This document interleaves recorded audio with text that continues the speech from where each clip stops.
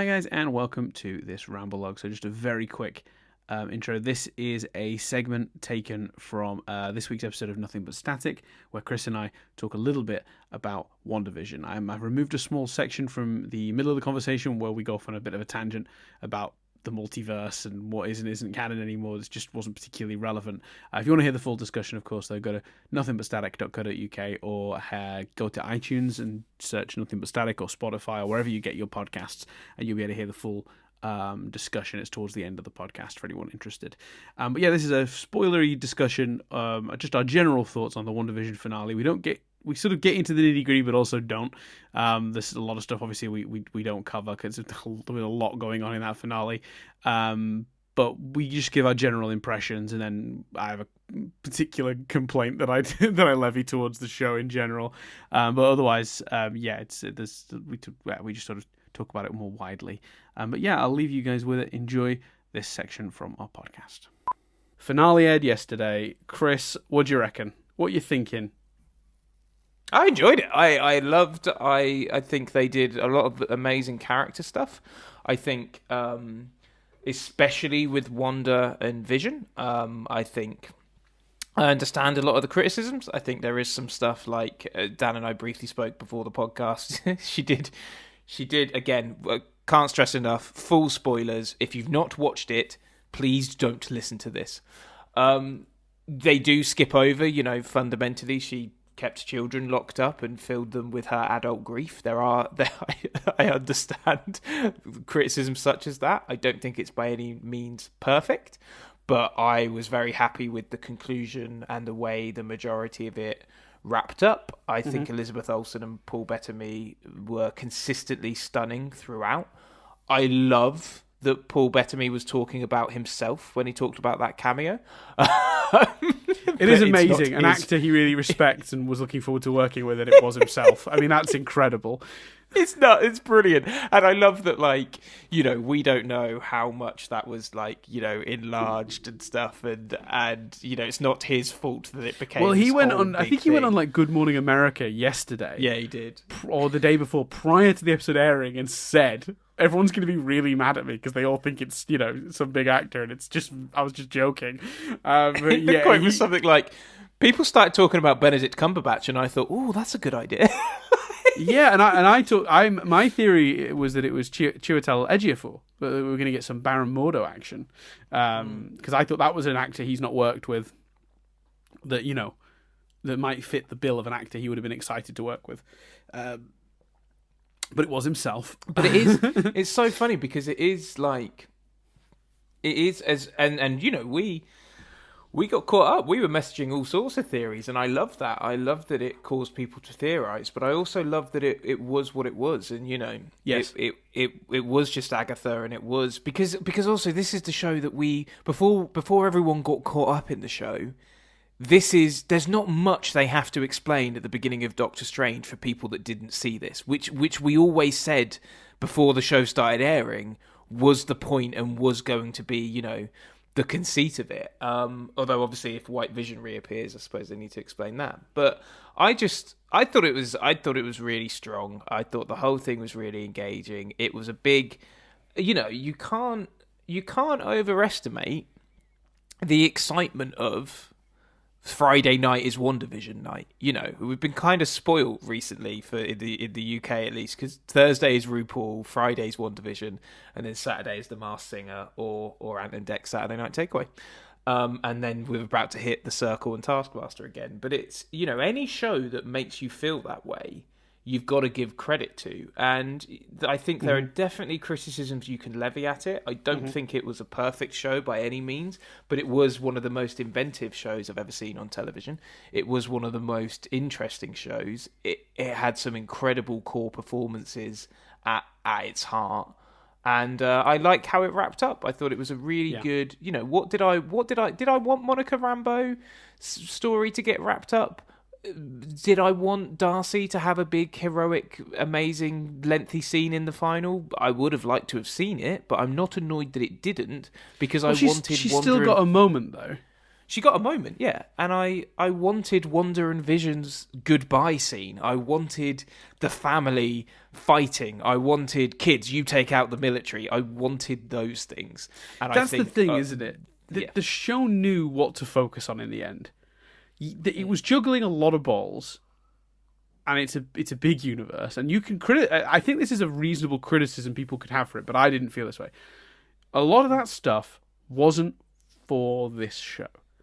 Darcy, Monica Rambeau, these are just things that are happening in the orbit of Wanda and Vision's situation because they're going to go off and do their own things now. Monica Rambeau, they very much set up in this, and again, we're talking spoilers, in the post-credits scene, as going to space now. Yeah. So, you know, the actual show itself, it's called Wandavision.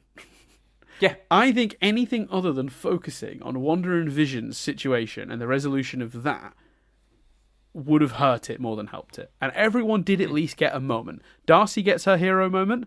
She gets to crash her car into the thingy and says, have fun in jail. She doesn't get as much screen time as I'd have liked, but there you go. Monica Rambeau gets to save the kids with her powers.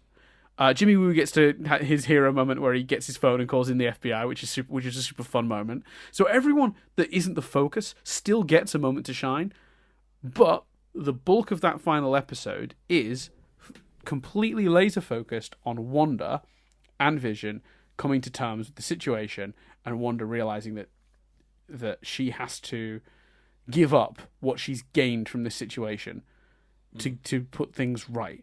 And while I agree that there's a criticism that's been levied at it that she doesn't have a consequence of such, I would argue losing Vision and her kids is. And they even have that line in the show. All right, yeah, she's not going to jail or whatever, and and they just show the townspeople scowling at her at the end. The line she exchanges with Monica Rambeau is something like, "They'll never know what you've sacrificed for them." Yeah, and it's great. The grief and the pain that she's now going through, I'm not saying it's punishment enough. She obviously did some terrible things, but also worth noting, accidentally. They very much made it clear across these last few episodes that she really wasn't in control of it. It was grief that took over, and that she wasn't even necessarily aware of it at first. She was as much in the show as other people were.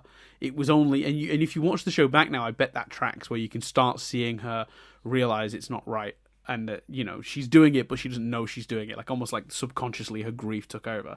So you've got a character that committed a terrible crime, but unknowingly, so an accidental crime, and the punishment is that she lost Vision. She lost her kids. And while the post-credit scene, the second post-credit scene, hints that she's bringing the kids back, which, by the way, what an awesome post-credit scene. I love that so much. It's great. I think that the criticism is fair. You could say, oh, she didn't really get a competence from doing terrible things. Ultimately, I do think she suffered enough that it kind of worked for me. Losing Vision kind of is... Losing the kids is enough. And I think the idea that White Vision is still somewhere out there is a nice potential setup for bringing Vision back at a later date. It's very comic book, and that's great. Yeah. I do think another example of that is Hayward is the most comic book villain they've ever had, in the sense that we don't get any kind of real justification for his actions. The man's shooting kids, and we don't know why he's the way he is. We don't know too much about his motivations other than it's as thin as he wants the weapon.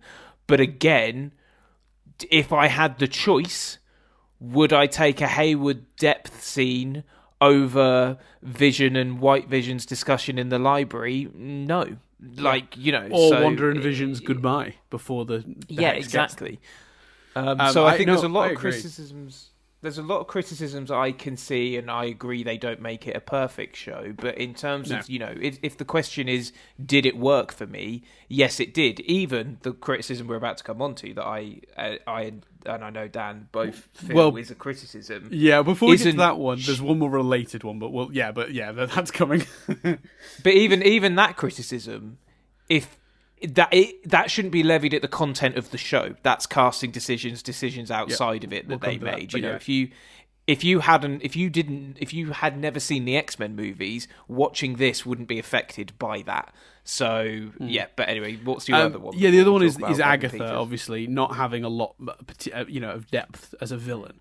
And my counter argument to that is Agatha isn't the villain; she's an obstacle.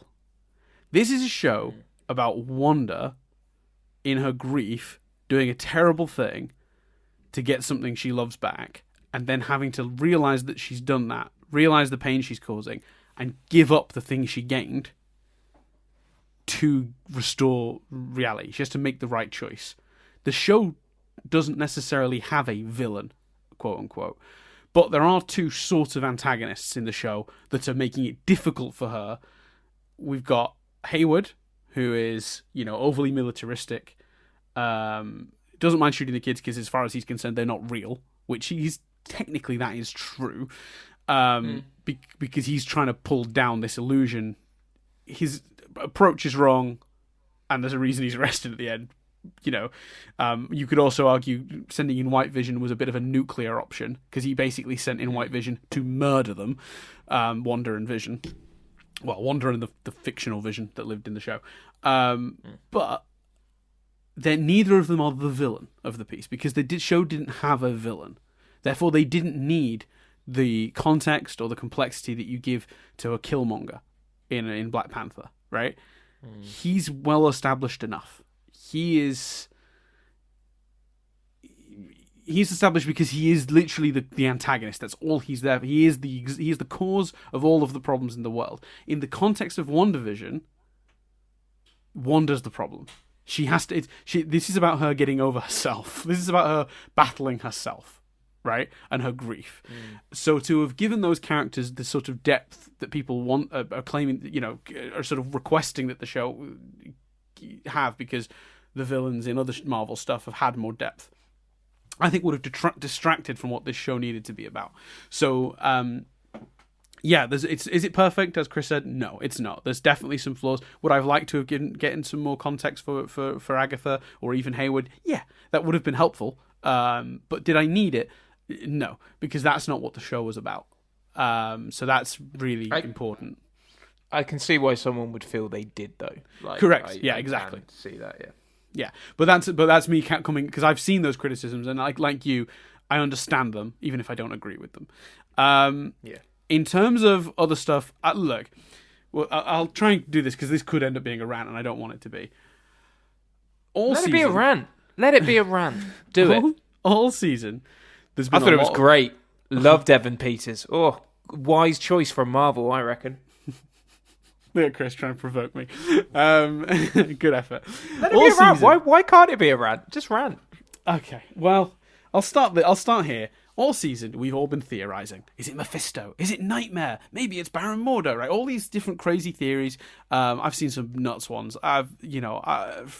Some stuff that just absolutely doesn't even fit the show. Everyone's been enjoying that speculation, but the show never promised those things. Right?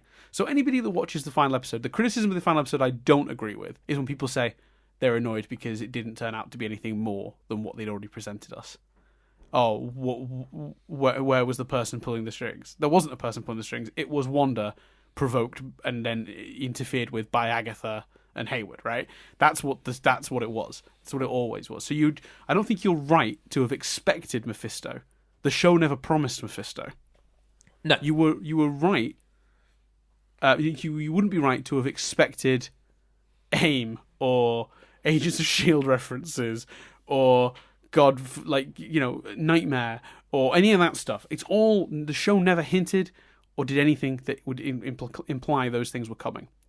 But the show did, however, hint heavily in its meta text by casting Evan Peters, by choosing that one actor of all the hundreds of thousands of actors they could have chose for that role.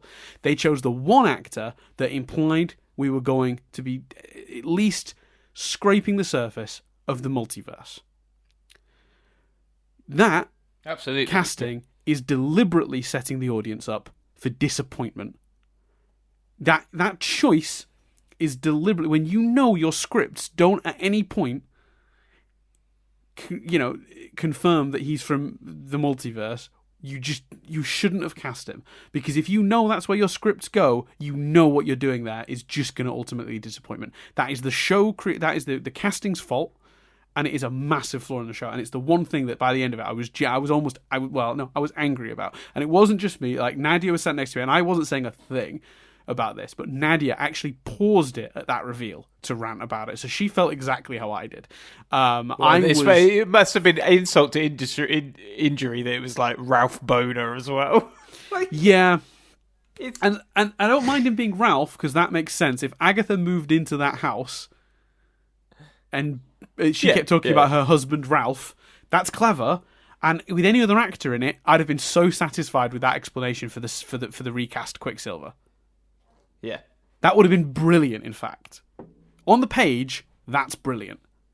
Because on the page, they never cash a check that says, here, we're cashing this check, come back to this, 5 days' time, multiverse. You know what I mean? That's... Yeah, completely.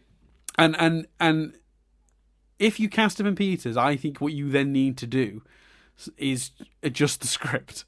So there's just a slight reference to Agatha going like, I needed a Quicksilver, I pulled one from somewhere. Like, it's something vague like that, would have been fine, would have been enough for me. If you're not doing that, don't cast Evan Peters. That's so stupid, because that is really insulting to the fans, and it is metatextual. I understand that, but they very deliberately picked him,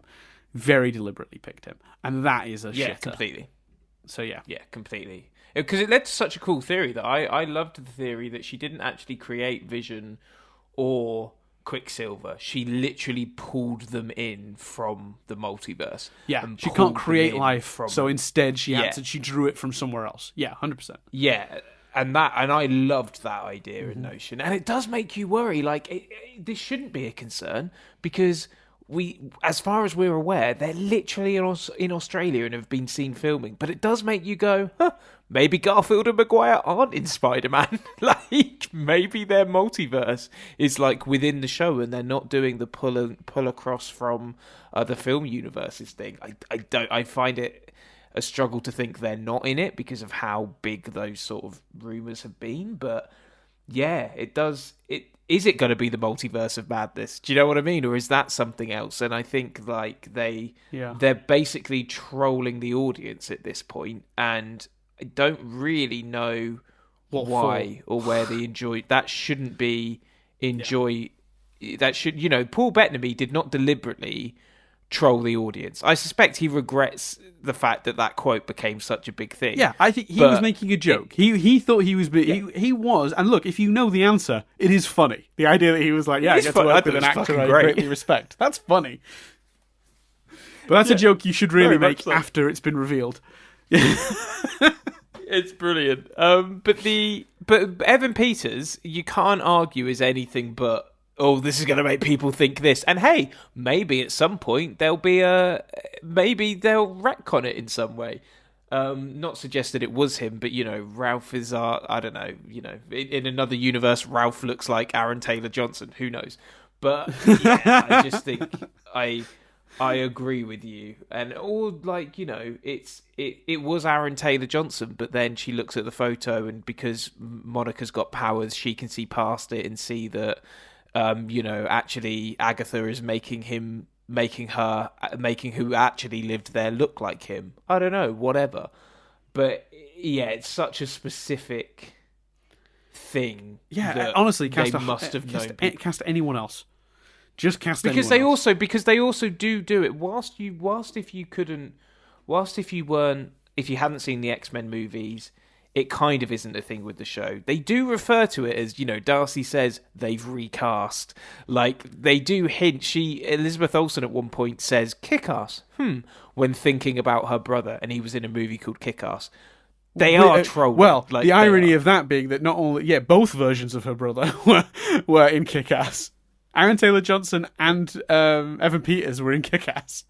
Yeah, so, and it wasn't done as it's a nod. If one of the boys it's sort of turns to Quicksilver, and Yeah, but if one of the boys turns to Quicksilver and goes, "You kick ass," then it's a nod and then it's a bit of fun. But to have Wanda say the words and thoughtfully look into the distance, like it's hard not to see not to think that's deliberate. And it's the same with Evan Peters' casting choice. It very much feels deliberate. Yeah, so I was deeply annoyed by that. I thought that was really poor work on their part. I know they were just excited to do it and I think you're setting your audience up for disappointment there. Like I said, no one has the right, I don't think, to be disappointed at the lack of the other stuff people were theorizing, because the show never promised anything beyond WandaVision and what it is and what it was. But they did promise more with that by casting Evan Peters. Yeah, so I think on the whole, if we're just summing up WandaVision, I think a really great show that had some super interesting stuff that I wasn't expecting them necessarily to